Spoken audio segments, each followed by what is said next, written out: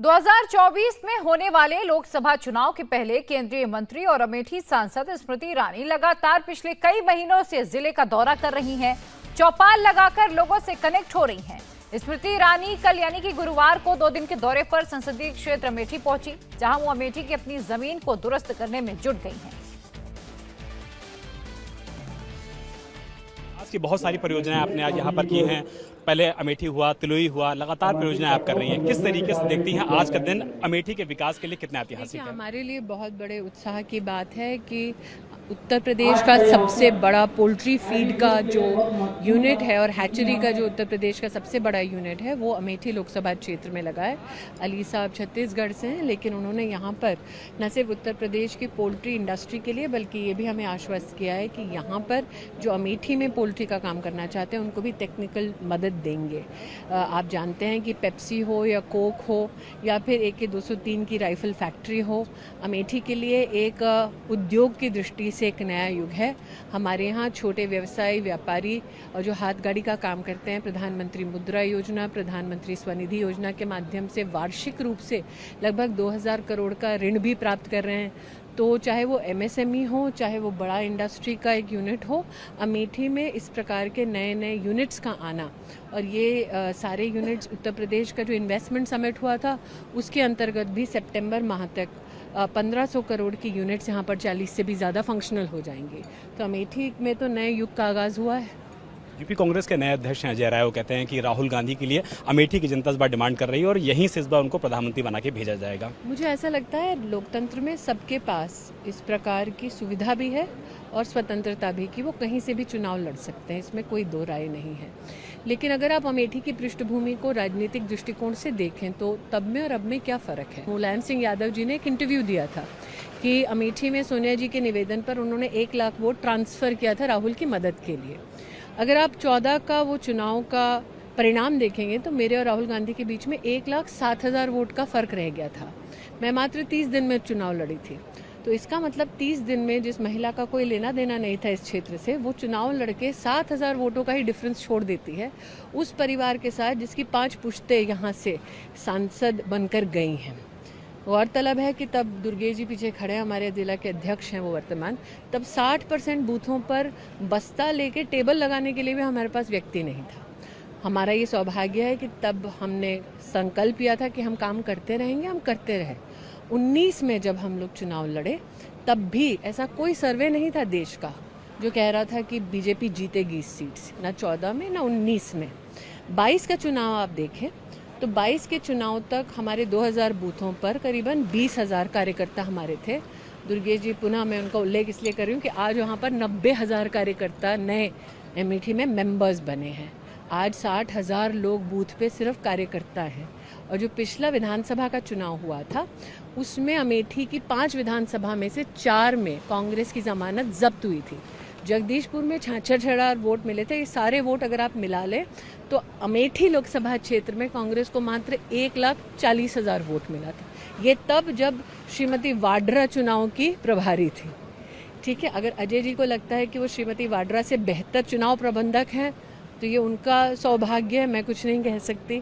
लेकिन ये सत्य है कि अमेठी ने पहली बार इतिहास में भाजपा के एक सामान्य कार्यकर्ता से सिटिंग कांग्रेस प्रेसिडेंट को हरा दिया है। ये इतिहास बन चुका है, इसको वो बदल नहीं सकते। लद्दाख में है राहुल गांधी लगातार सरकार पर सवाल उठा रहे हैं, कह रहे हैं कि चीन के मुद्दे पर सरकार सच नहीं बोल रही है। ये बोल रहे हैं। लगता है कि चीन का मुद्दा हो, उनके अपने परिवार ने जिस प्रकार से चीन को न सिर्फ ज़मीनें दी बल्कि स्वयं राहुल गांधी ने चीन के साथ जो MOU किया, कैलाश मानसरोवर लोग भगवान से दर्शन करने जाते हैं, प्रभु की आराधना करने जाते हैं, वो चीन के प्रतिनिधियों से मिलने गए थे। ऐसे व्यक्ति का नरेंद्र मोदी की राष्ट्रीय भावना के प्रति एक प्रश्न चिन्ह लगाना मतलब कि सूरज को दिया दिखाना है। सपा अध्यक्ष अखिलेश यादव PDA के माध्यम से आप लोग को घेरने की कोशिश कर रहे हैं, कह रहे हैं उत्तर प्रदेश में भाजपा को हराओ, 80 मिटाओ और देश से भाजपा को हटा दो। यहाँ पर सपा के विधायक भी रहे, कांग्रेस की भी सरकार रही। यहाँ ना मेडिकल कॉलेज बना, ना बाईपास बना, यहाँ पर ना ट्रॉमा सेंटर का काम हुआ, यहाँ ना 7.5 लोगों को कभी मुफ्त में अनाज मिला, यहाँ ना 3 लाख लोगों को कभी शौचालय बना के दिया।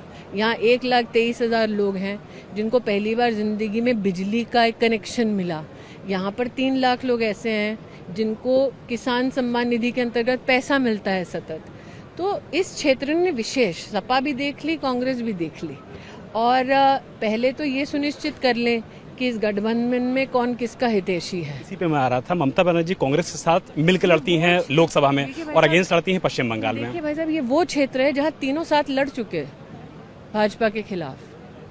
भाजपा अकेली लड़ी थी, सपा बसपा कांग्रेस साथ में मिलके राहुल गांधी लड़े थे, फिर भी हार गए। तो मैं तो जितना कम बोलूँ उतना अच्छा। और पश्चिम बंगाल के क्वेश्चन ले रहे थे इंडिया के लिहाज से मैम। आप अगर पश्चिम बंगाल का भी उल्लेख करें तो आज अगर आप विपक्ष का अलायंस देखते हैं, सबसे पहला प्रश्न ये उठता है कि वो यूपीए का नाम त्याग क्यों रहे हैं। क्योंकि उनकी अलायंस के प्रति लोगों की भावना ये है, यूपीए मतलब करप्शन, यूपीए मतलब इनकॉम्पिटेंस। तो अब नाम बदल रहे हैं। अब अगर लालू जी या चलिए राहुल गांधी अपना नाम जलालुद्दीन अकबर घोषित कर दें तो आप उनको अकबर बादशाह मानेंगे क्या? नहीं ना। तो जो है वो कैसा है, वो पहले से भी यहाँ पर परखा जा चुका है, त्यागा जा चुका है। और पश्चिम बंगाल की अगर आप अलायंस की बात करती हैं, आपको मैं बतलाना चाहूँगी, आप नवान्नों का वो एक मंजर देख लीजिए जहाँ पर लेफ्ट पार्टीज ने ममता बंदोपाध्याय को बाल से घसीट के सड़क पे बिठा के पीटा था। आपको लगता है वो महिला उनसे हाथ मिला लेंगे?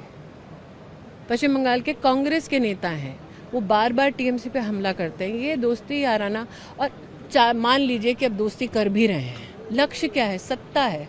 भाजपा का लक्ष्य क्या है? सेवा है। इसलिए हमारे यहाँ प्रधान सेवक बनते हैं और वो प्रधानमंत्री के सपने देखते हैं। सवाल ले लेता हूँ, चंद्रयान 3 में जिस तरीके से सॉफ्ट लैंडिंग किया, जिस तरीके से इतिहास रचा गया, साउथ पोल पर पहला देश हो गया है भारत।